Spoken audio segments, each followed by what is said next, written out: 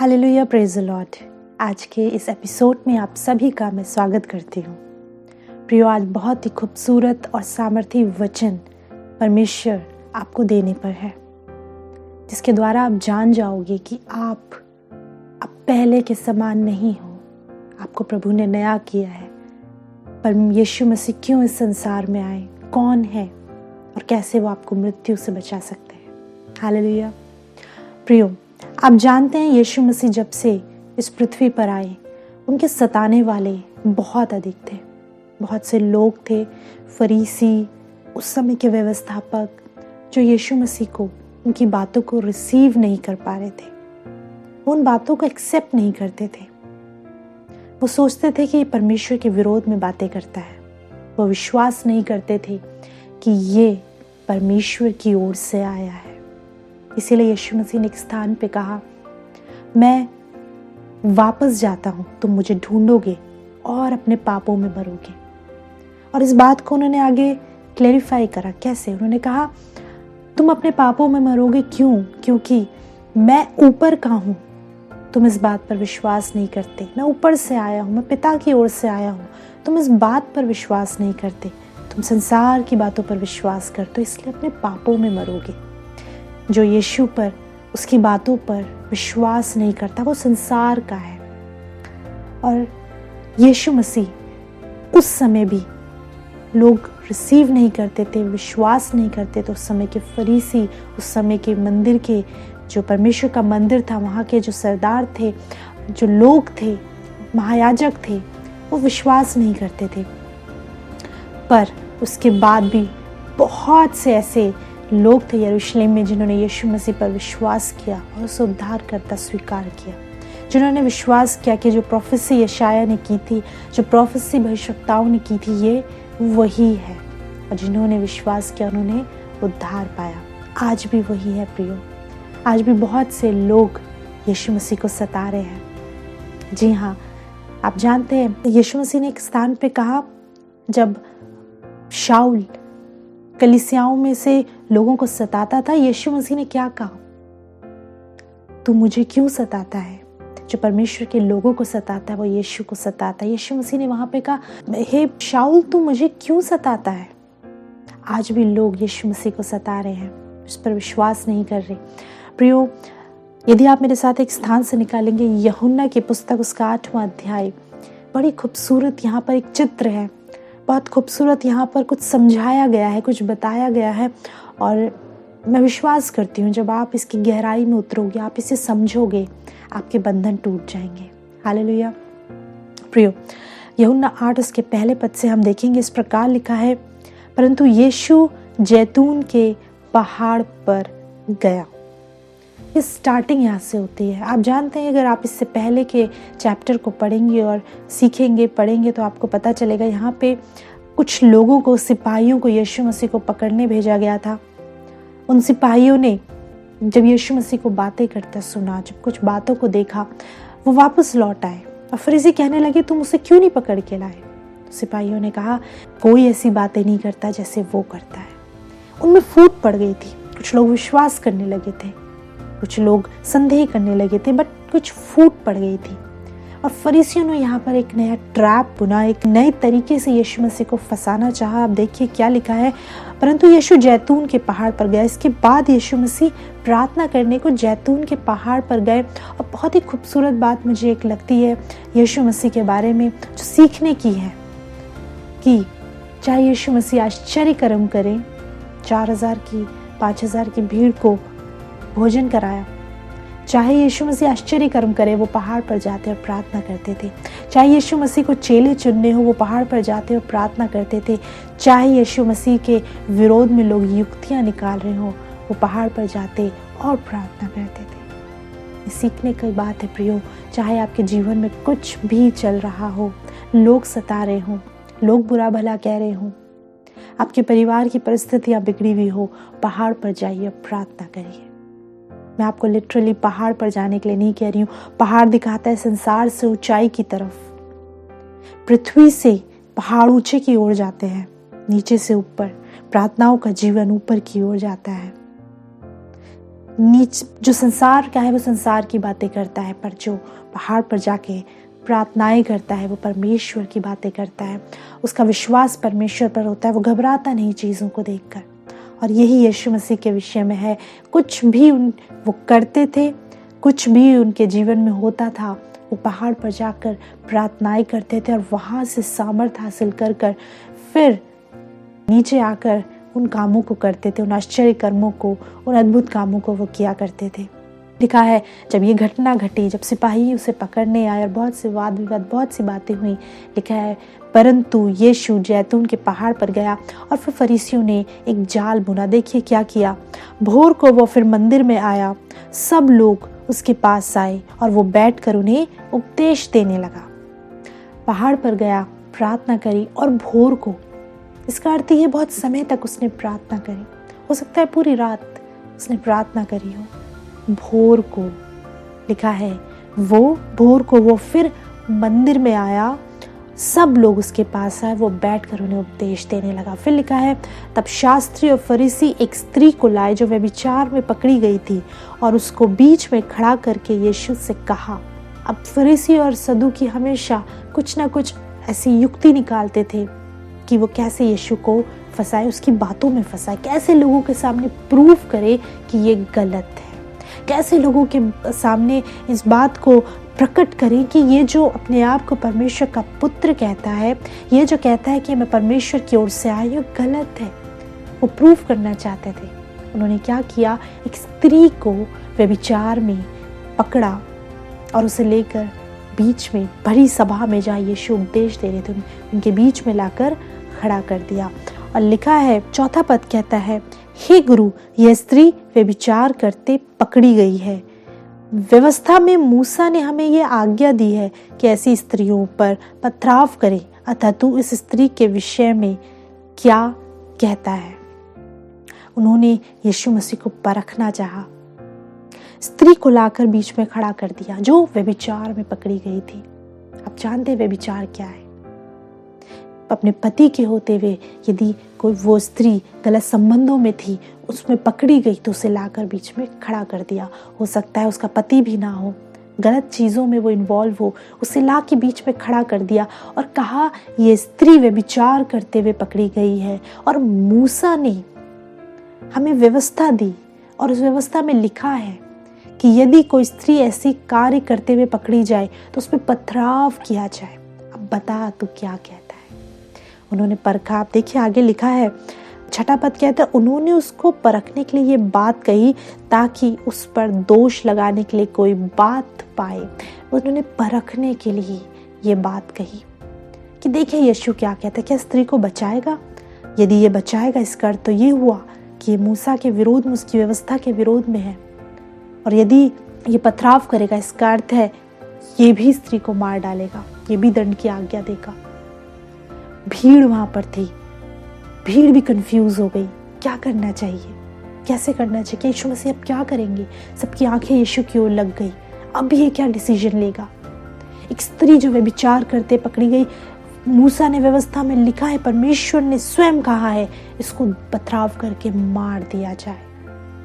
आप जानते हैं पथराव कैसा होता था। यदि आप व्यवस्था में पढ़ेंगे तो पथराव ऐसा होता था कि जब तक उस स्त्री का प्राण ना निकल जाए, हर एक व्यक्ति उसे पत्थर मारता था दौड़ा के, और जब तक उस स्त्री का प्राण ना निकल जाए तब तक वो लोग पत्थर मारते थे। और वो परमेश्वर की ओर से आज्ञा थी। क्यों? क्योंकि पाप की मजदूरी मृत्यु है, मृत्यु इसी शरीर में मिलनी थी व्यवस्था के अनुसार। पाप करोगे, मजदूरी उसकी मृत्यु है, पाप करोगे तो मरोगे।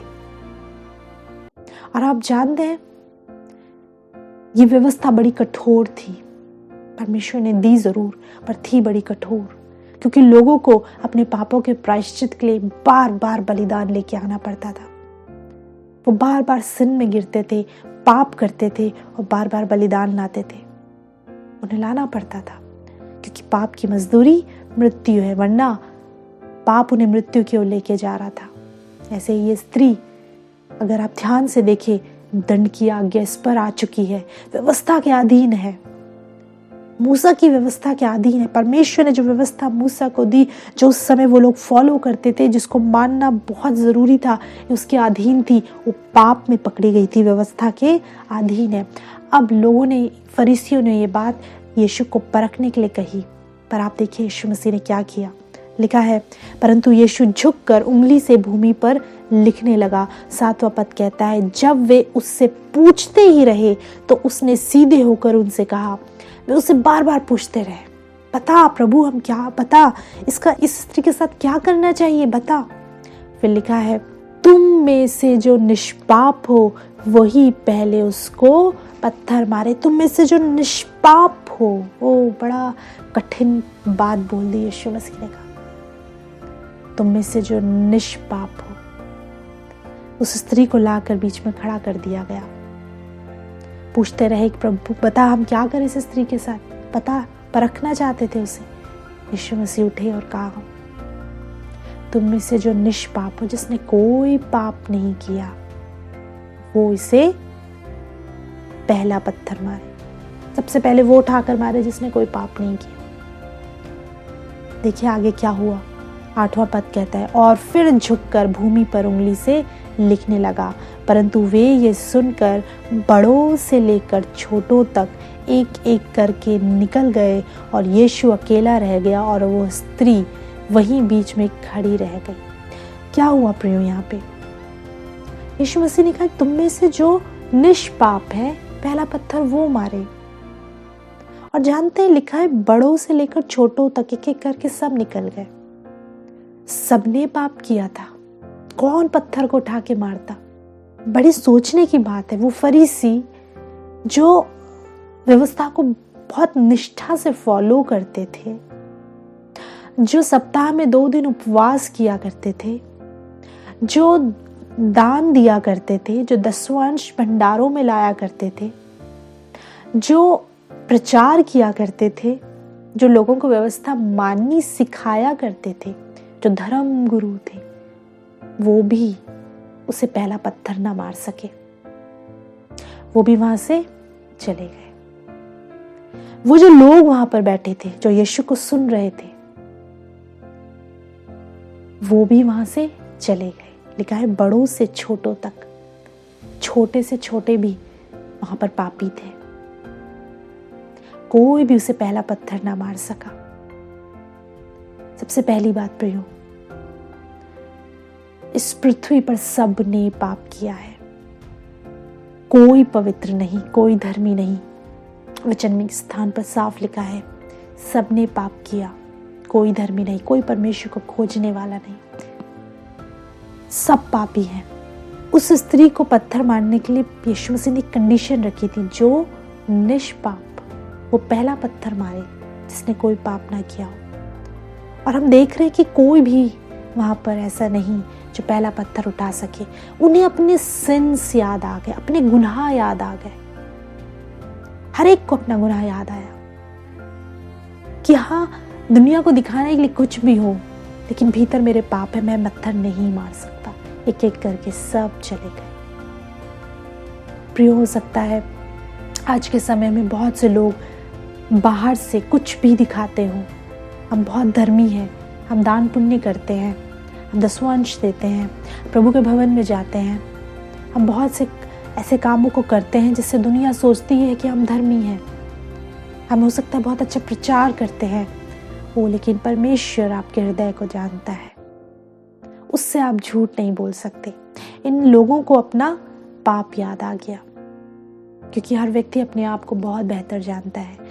इन लोगों को अपना पाप याद आ गया और एक एक करके वहां से चले गए। और आप जानते हैं, ये स्त्री वहां पर अकेली खड़ी रह गई। वहां से लिखा है सब चले गए, लेकिन एक और जन वहां पे मौजूद था, वो है यीशु मसीह। यीशु मसीह पे यह अधिकार था कि वो उसे पहला पत्थर मार सके। सबने पाप किया, लेकिन यीशु मसीह वो धर्मी पुरुष, खुदा का बेटा, परमेश्वर, जो चाहता तो उसे पहला पत्थर मार सकता था। मैंने आपको कई बार इस बात को बताया है, यीशु मसीह परमेश्वर का पुत्र कुंवारी मरियम से पैदा हुआ। वो उसके डीएनए में भी पाप नहीं था। वो पवित्र आत्मा से परिपूर्ण हुई थी मरियम, फिर उसने यीशु को जन्म दिया। उसके डीएनए में भी पाप नहीं था और उसी के साथ वो बड़ा हुआ, पाप से अनजान था, उसने कोई पाप नहीं किया। जब तक यीशु मसीह इस पृथ्वी पर रहे, उन्होंने कोई ऐसा कार्य नहीं किया जो पाप कहलाता हो। वो पाप से दूर रहे, जरूरी था दूर रहना। जंगल में गए, दुष्ट ने परीक्षा करी, वचन से दुष्ट को हर बात का उत्तर दिया, पाप नहीं किया। दुनिया में रहे, लोग परखते रहे, फरीसी कई बार कई चीजों से परखते रहे, बुरा भला कहते रहे, कोई पाप नहीं करा। अपनी अंतिम सांस तक, क्रूस तक कोई पाप नहीं किया। जरूरी था क्योंकि एक पवित्र मेमने का बलिदान परमेश्वर के आगे चढ़ाया जाना था। परमेश्वर के आगे इजरायली जो बलिदान चढ़ाते थे, वो कुछ समय के लिए उनके पापों से उन्हें शुद्ध करता, वो फिर से पाप करते, उन्हें फिर से बलिदान लाना पड़ता। यीशु मसीह पवित्र परमेश्वर का इकलौता बेटा, वो मेमना जो जगत का पाप उठा ले जाता है, उसने अपना बलिदान दिया। अब जो उस पर विश्वास करता है, उसे बार बार बलिदान लाने की जरूरत नहीं। जिसने विश्वास कर लिया, उसके पाप क्षमा कर दिए गए हमेशा के लिए। बाइबल में लिखा है, मैं तुम्हारे पापों को स्मरण भी नहीं करूंगा। आप क्षमा कर दिए जाओगे यदि आप उस मेमने पर विश्वास लाओगे, हर गुनाह से। यीशु मसीह वहां पर मौजूद था जो उस पर पहला पत्थर मार सकता था। उसके पास पावर थी, वो कर सकता था। क्यों? क्योंकि यीशु मसीह ने क्या कहा, जिसने कोई पाप नहीं किया वो पहला पत्थर मारे। सिर्फ यीशु था जिसने कोई पाप नहीं किया, वो पहला पत्थर मार सकता था। बट लिखा है, वो स्त्री वहां पर खड़ी रहेगी। 10वां पद कहता है, यीशु ने सीधे होकर उससे कहा, हे नारी, वे कहाँ गए? क्या किसी ने तुझ पर दंड की आज्ञा ना दी? उसने कहा, हे प्रभु, किसी ने नहीं। यीशु ने कहा, मैं भी तुझ पर दंड की आज्ञा नहीं देता, जा और फिर पाप ना करना। हालेलुया। यीशु मसीह ने कहा, मैं, कहाँ गए वो लोग? किसी ने तुझ पर दंड की आज्ञा नहीं दी? कहते नहीं प्रभु, वो सब चले गए। कहता है, अब यहाँ पर मैं रह गया हूँ, मैं भी तुझ पर दंड की आज्ञा नहीं देता, बट जा, दोबारा पाप मत करना। मैं इस बात को मेडिटेट कर रही थी कि उस स्त्री ने, वो व्यभिचार कर रही थी, उन्होंने व्यभिचार में पकड़ा, लेकर यीशु के पास सभा में आए और वहां पर कहा कि प्रभु, इस पर क्या करना चाहिए? मूसा कहता है इसे मार दिया जाए, पथराव किया जाए, तू क्या कहता है? ये सारी बातें हो रही थी, मैं मेडिटेट कर रही थी। इस स्त्री ने यहाँ से यहाँ तक कहीं भी बाइबल में नहीं लिखा कि इसने क्षमा मांगी हो। आप पढ़ सकते हैं, उसने कहीं भी क्षमा नहीं मांगी। फिर सोचने का विषय है कि यीशु ने इसे क्षमा क्यों किया? ना तो इसने क्षमा मांगी, ना इससे रियलाइज हुआ कि ये गलत कर रही थी, तो इससे क्षमा क्यों मिली? प्रियो, आप जानते हैं, कई बार हम अपने जीवन में गुनाह करते हैं, पाप करते हैं, गलत से गलत कामों को करते हैं और उसके बाद भी क्षमा मिल जाती है। कोई दूसरा व्यक्ति यदि सोचे तो उसे लगेगा इतने भयानक गुनाह की क्षमा कैसे हो सकती है? लेकिन वचन में एक बात बहुत खूबसूरत है, बाइबल में एक बात लिखी है और उस बात का बड़ा गहरा भेद है। लिखा है, व्यवस्था तो मूसा के द्वारा आई, नियम, कानून, लॉ मूसा के द्वारा आई, पर अनुग्रह और सच्चाई यीशु मसीह के द्वारा पहुंची। व्यवस्था मूसा के द्वारा आई, परमेश्वर ने व्यवस्था दी मूसा के द्वारा, पर अनुग्रह और सच्चाई यीशु के द्वारा पहुंची। अनुग्रह, अनुग्रह क्या है? यहां पर आप अनुग्रह का एक चित्र देख रहे हैं। इस स्त्री ने क्षमा नहीं मांगी, इस पर दंड की आज्ञा थी, इस पर इसने पाप किया, उसकी मजदूरी मृत्यु, ये व्यवस्था के अधीन है, इस पर मृत्यु आ चुकी है, व्यवस्था के अनुसार इसे दंड मिलना है। इसकी मर जाती, पथराव किया जाता, इसका प्राण निकल जाता, ये मर जाती, बात खत्म हो जाती। यही लॉ था, यही कानून था। बट यीशु मसीह अनुग्रह लेकर आए। आप जानते हैं, अब ये अनुग्रह के अधीन आ गई।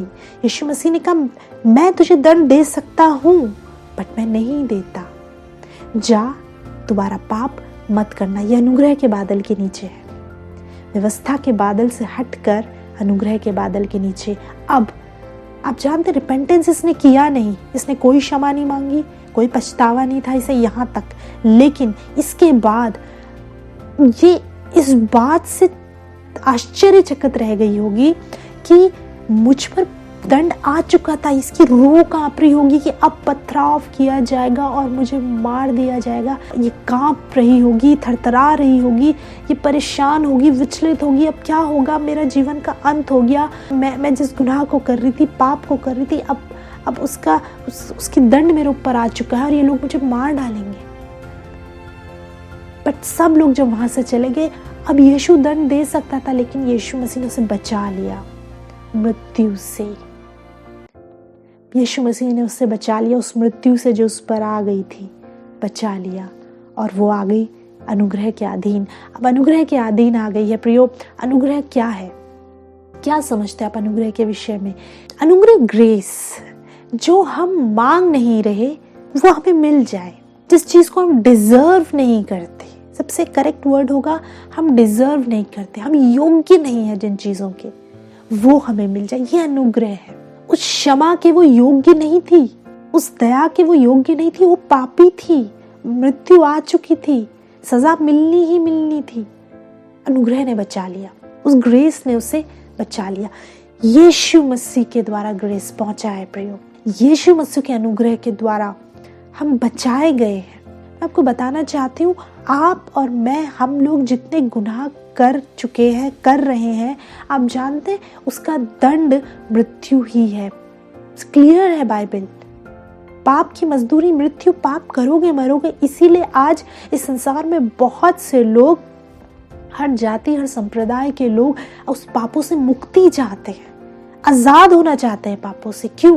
वो मृत्यु से बाहर निकलना चाहते हैं। पाप कर रहे हैं तो मृत्यु के अधीन है, मृत्यु आएगी ही आएगी। क्यों? पाप कर रहे हैं। अनुग्रह बचा लेता है। अनुग्रह सच्चाई यीशु मसीह के द्वारा पहुंची। जब अनुग्रह आया, जब यीशु मसीह आए, उन्होंने अनुग्रह से हमें बचा लिया। अब जानते, परमेश्वर ने व्यवस्था दी थी, बहुत नियम कठोर थे, बहुत सी बातें थी, पर जानते परमेश्वर ने ही उपाय किया, मैं कैसे इन्हें बचाऊं इस मृत्यु से, कैसे इन्हें इन बातों से बचाऊं। परमेश्वर ने परमेश्वर स्वयं यीशु मसीह के रूप में, यानी कि परमेश्वर का पुत्र इस संसार में आया और उस परमेश्वर ने हमारे गुनाहों का जो भी दंड था यीशु मसीह के ऊपर डाल दिया। जो भी गुनाह, जो भी पाप, जिनकी सजा हमें मिलनी थी, वो यीशु मसीह ने अपने ऊपर ले लिया और क्रूस पर अपनी मृत्यु के द्वारा हर एक पाप की कीमत चुका दी। अब आप मृत्यु के अधीन नहीं हो, आजाद कर दिए गए हो, छुड़ा लिए गए हो। आप पर दंड की आज्ञा नहीं, अब आप छुड़ा लिए गए हो। दंड मिलना था, व्यवस्था के अधीन थे, दंड तो मिलना था, बट यीशु मसीह ने कहा मैं दंड दे सकता हूं पर नहीं दूंगा, जाओ दोबारा पाप मत करना। कंडीशन एक है प्रियो, ऐसा नहीं है कि हम इसका मजाक बना दें। कई लोग पाप करते हैं, क्षमा मांगते हैं, फिर पाप करते हैं, फिर क्षमा मांगते हैं। उनकी हैबिट में आ गया है, उन्हें लगता है यीशु मसीह तो क्षमा करने वाला है, जितनी बार भी जाएंगे क्षमा करेगा। इसका मजाक नहीं बनाना है, इसे खेल नहीं बनाना है। यीशु मसीह ने क्या कहा इस स्त्री से? जा दोबारा पाप मत करना। हाँ, वो क्षमा करने वाला है, हाँ वो दया करने वाला है, लेकिन आप जानते हैं आप पर अनुग्रह हुआ है, इसकी वैल्यू को समझिए। किसी ने कीमत चुकाई है, किसी ने क्रूस पर आपके लिए कीमत चुकाई है, किसी ने निर्दोष होते हुए अपने लहू की एक एक बूंद बहाई है। आप इन दिनों 40 दिन की उपवास प्रार्थनाओं में आप क्या कर रहे हैं? क्या इसे खेल बनाया है आपने? क्या इसे रीति बनाई है आपने? किसी ने कीमत चुकाई है आपके गुनाह की, किसी ने आपके पापों के लिए अपने प्राणों को दिया है। किसने? जिसने कोई पाप नहीं किया, जिसे मिलनी ही नहीं थी सजा, जिसे मिलनी थी उसे दी नहीं। जिस स्त्री को मिलनी थी सजा, उसे मिली नहीं, उसे क्षमा कर दिया। जिसे नहीं मिलनी थी, उसने अपने ऊपर ले ली ताकि आप और मैं छुड़ाए जाए, आप और मैं बचाए जाए। अनुग्रह यीशु ही के द्वारा पहुंचा है प्रिय।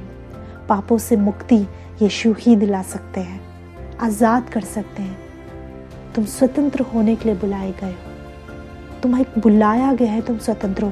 तुम नहीं स्वतंत्र होना चाहते, स्वतंत्र होने का समय है, अपने पापों से आज़ाद होने का समय है। गिल्ट में जीवन को जीना बंद करिए।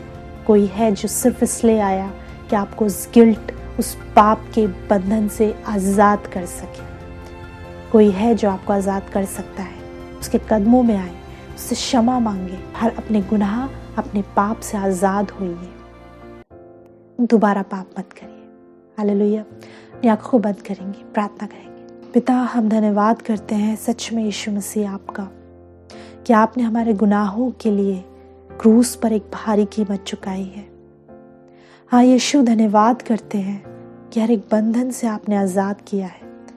किसी पाप का किसी भी व्यक्ति के जीवन पर जो आप पर विश्वास करता है कोई अधिकार नहीं प्रभु। धन्यवाद, आपने आज़ाद किया है। आज जो लोग अपने गुनाहों का अंगीकार कर रहे हैं, जो तेरे सामने सर को झुकाए बैठे हैं, जो इस बात को कह रहे हैं, हाँ प्रभु मुझसे गुनाह हुआ, मैं आज़ाद होना चाहता हूँ। प्रभु अपने लहू के द्वारा हर एक को आज़ाद करिए। जो आपके कदमों में आ रहा है, जो आपके कदमों में आ रही है, उससे आज़ाद करें प्रभु। इनके बंधनों से इन्हें आज़ाद करें, इनके शापों से इन्हें आज़ाद करें, इन्हें स्वतंत्र करें, इन्हें नया बना दें। अनुग्रह करें प्रभु, अनुग्रह करें। हर एक के बंधन को तोड़ डालें, हर एक के शापों को दूर करें। आपकी उपस्थिति इनके जीवन में आ जाए, आपकी प्रेजेंस इनके जीवन में आ जाए। आप आकर इनके बीच में खड़े हो जाए प्रभु, और ये अपने जीवन में एक बड़े बदलाव को महसूस करने पाए। धन्यवाद पिता, धन्यवाद यीशु। प्रार्थना यीशु के नाम में मांगते हैं, आमीन। Praise the Lord, hallelujah. प्रियो, यीशु मसीह आया कि आप बचाए जाओ, और मैं जानती हूँ कि आप बचना भी चाहते हैं। मार्ग है, यीशु ने कहा पिता तक पहुँचने का मार्ग मैं ही हूँ। यीशु मसीह मार्ग है, उसके द्वारा आप पिता तक पहुँच सकते हैं, क्षमा को पा सकते हैं, अनुग्रह को पा सकते हैं। मैं विश्वास करती हूँ आज के वचन ने आपसे बात करी है, आपकी टेस्टमनी है, आपके प्रार्थना के विषय हैं। आप हमें कॉल कर सकते हैं, हम आपके लिए प्रार्थना करेंगे। आप हमें व्हाट्सएप भी कर सकते हैं, आप हमें SMS भी कर सकते हैं, हम आपके लिए प्रार्थना करेंगे प्रिय। और अगर आप प्रभु के बारे में और अधिक जानना चाहते हैं तो आप YouTube पर जाइए, ट्रू शेपर्ड मिनिस्ट्रीज़ आप टाइप करिए, और वहाँ पे भी कुछ वचन है जिनसे मैं विश्वास करती हूँ प्रभु आपसे बात करेंगे। अगले सप्ताह प्रियो दोबारा आपसे मुलाकात करेंगे इसी चैनल पर। तब तक प्रभु यीशु मसीह में आप सभी को हमारा सलाम।